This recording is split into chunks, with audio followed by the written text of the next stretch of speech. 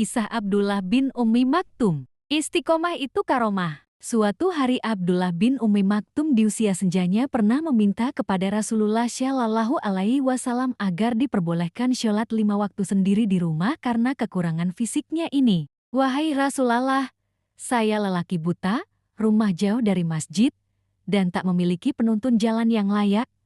Apakah saya memiliki rukhsah keringanan untuk menjalankan sholat di rumah? Ujarnya. Awalnya Rasulullah Shallallahu Alaihi Wasallam mengizinkan Abdullah bin Ummi Maktum, lalu ia beranjak keluar, segera dipanggil kembali oleh Rasulullah. Apakah engkau mendengar seruan sholat? Tanya Rasulullah. Ya Rasulullah, saya bisa mendengarnya. Jawab Abdullah bin Ummi Maktum. Kalau begitu engkau tetap harus hadir di masjid, sholat berjamaah bersama kami. Mendengarkan jawaban Rasulullah Shallallahu Alaihi Wasallam, maka Abdullah bin Ummi Maktum pun tetap istiqamah menjalankan sholat 5 waktu berjamaah di masjid. Dalam riwayat Ahmad disebutkan bahwasanya antara rumah Abdullah bin Ummi Maktum dengan masjid terdapat bebatuan dan pohon-pohon kurma.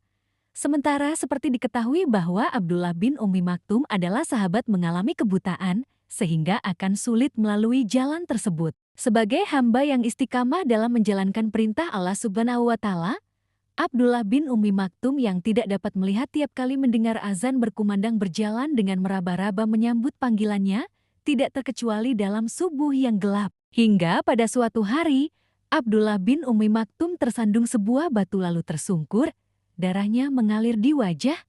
Namun, ia kembali bangkit seraya mengusap darah yang mengaliri wajahnya.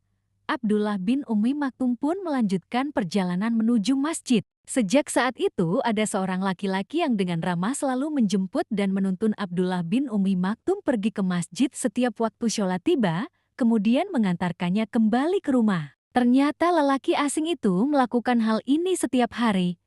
Hingga suatu hari Abdullah bin Ummi Maktum menanyakan nama dan asal lelaki itu, kemudian lelaki itu menjawab, "Tak perlu kau tahu namaku dan jangan mendoakanku karena sesungguhnya aku ini iblis." Abdullah bin Ummi Maktum pun kaget mendengarnya. "Bagaimana mungkin kau selalu mengantarku masjid, sedangkan pekerjaanmu adalah menghalangi orang beribadah kepada Allah?" Iblis menjawab, "Ingatkah saat kau berjalan untuk sholat subuh ke masjid, lalu kau tersandung dan terjatuh sehingga wajahmu terluka parah?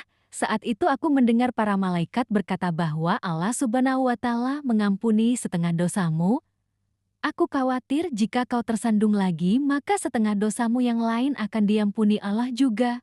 Maka aku terpaksa mengantarmu ke masjid."